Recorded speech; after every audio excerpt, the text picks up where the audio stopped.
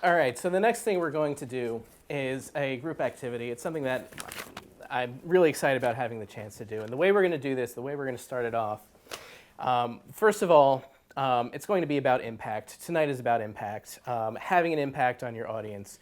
Now, this word impact, when I first started thinking and writing about impact, the editors would always say, you don't want to use the word impact. You have an effect. That's the proper word that you want to use. But impact has a different punch to it. It's literally slamming into something. For me, the impact that I had in my life financially was, the impact was losing my job, my apartment, my car, and my girlfriend all in the span of 3 weeks.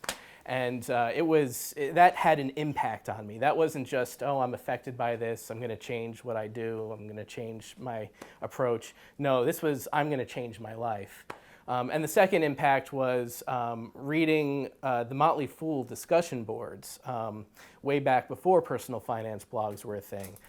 So that was where I had my impact personal finance. I want to talk about impact tonight and how we have an impact on our audience. There's going to be some discussion questions. We're going to split into groups to talk about these questions quickly, then come back together and kind of record all of what we have to say. So I hope you had a little bit of fun getting to know each other and talking a little bit about having an impact. What we're going to do now is we're just going to go through these questions one-on-one and share with the entire group some of the things that you discussed in your smaller group. So the first prompt was, in what ways or attributes can you impact your audience?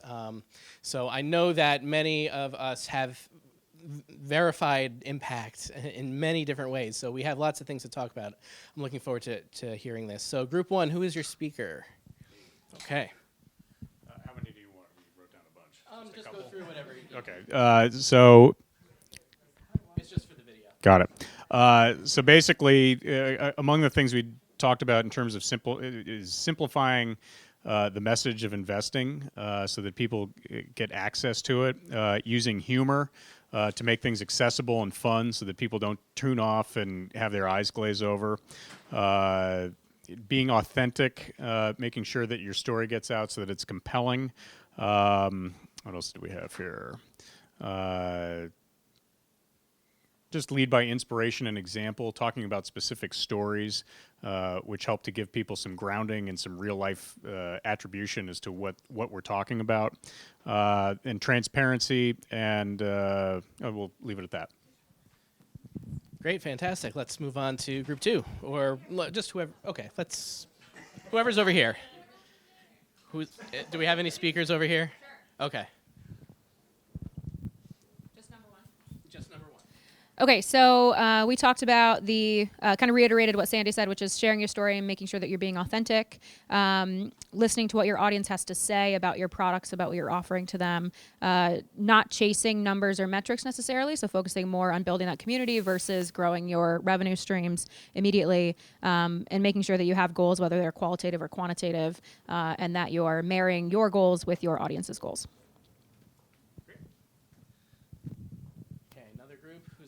Okay. Okay, our group talked about addressing both educational needs as well as emotional needs when it comes to personal finance. So hitting on multiple levels and providing the support that's needed sometimes when you're making tough, life-changing decisions, and also providing tools to reach those goals.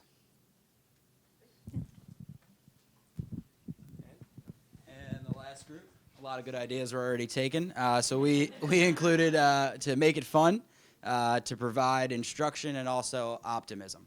So providing like a roadmap for success for the reader, and that was it. On top of all the other good ideas. All right, great. Yeah, that's a lot of great tips and thoughts about that. We're going to move on to the second prompt here. How do you know and measure the impact you have on your audience? We're going to going in this direction this time so that everyone has a chance. Very good. So for number 2, we talked about reviewing analytics and getting feedback from the community, really measuring engagement.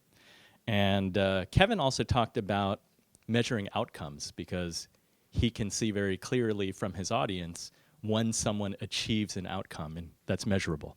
What kind of outcome? I think he was doing Well, he was opening accounts, I think, and doing planning for clients. So I think that's what he was talking about. All right. Who's next? So on top of the analytics, making sure that you're also collecting qualitative information. So Sandy does something where she polls her audience to measure whether their knowledge base has increased or how much money she's helped them make as a side hustle. We also talked about interacting with our audience via social media and following hashtags and retweets and things like that. And then also focusing on sort of like the depth versus breadth. So not just having thousands of social media followers, but making sure that you have sort of that like 1,000 true fans that are there that will spread your message word of mouth, and that are the ones sending you incredible, moving testimonials about the impact that you've had on them.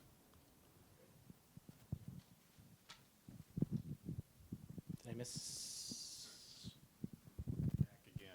Among the other major things that we talked about, one of the cool things is when you're making interesting contacts and people have heard of you, that's kind of a nice set of feedback as it relates to knowing that your message is working and that people within your community have found out about you and that you come from a place that it's not a complete cold call.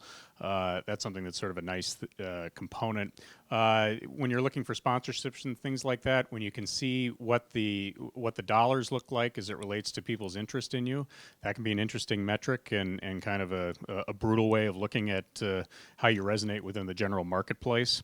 And then ultimately, when you're going out and making new connections with people, but whether you've met them before or not, the quality of those connections, the people that you respect that are willing to interact with you, that's an interesting way to see whether your blog, podcast, et cetera, is having an impact within the community and within the people that can help build it for you later.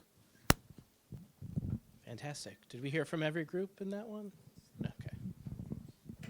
Again, the butt of the process here. So the only other thing I think was like sharing or receiving the feedback on your success stories, so you can really put exact measures on it. It's more of just that good feeling of providing something for your readers and hearing it. I think I'm just gonna go first on the third question here, Harlan. So the question is, what can you do as producers to increase the impact that you have? We talked about in-person events like this, where you're personal. You can put your face, to your blog or to your content.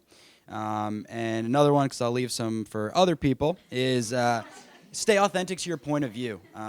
You're the only one that has that very unique point of view. Stay to it, write what you know, and go from there. All right, so we had a few ideas on this front. One is using different avenues of media. For instance, if you're a writer, look at video. If you are in video, look at podcasts. You can use the same information, the same piece of content or advice, but if you're leveraging it across multiple avenues, you're multiplying your reach. Another thing we were talking about was collaborating with other influencers. One, if your community is very active and engaged, and you combine with another community that's very active and engaged, that's a win-win for everybody.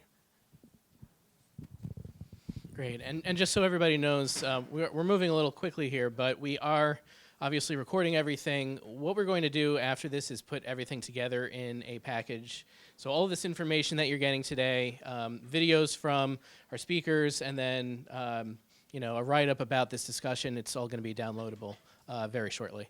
So let's move on. Just a couple of things here. One thing is to remain consistent, and if you have a weekly or biweekly or monthly schedule, it's probably a good idea to follow that, because if people start relying on your message and it doesn't show up, they get disappointed. The face-to-face meetings and going and seeing people in person has a lot more impact than emails and digital oftentimes. The other thing, too, is sometimes it's interesting to call people, which is frightening in this day and age. No one seems to pick up the phone.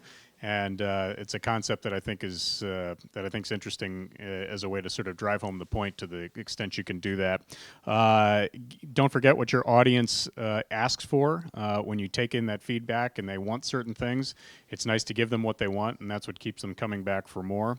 And then again, sort of public speaking and meeting as many people as possible, both within your sphere and outside of it. You'll be able to get a lot of different ideas to drive further content when you get into a little bit of a rut.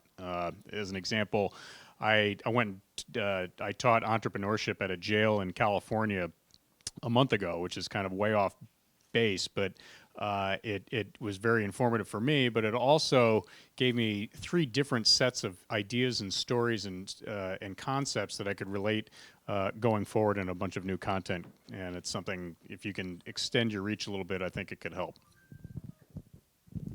Great.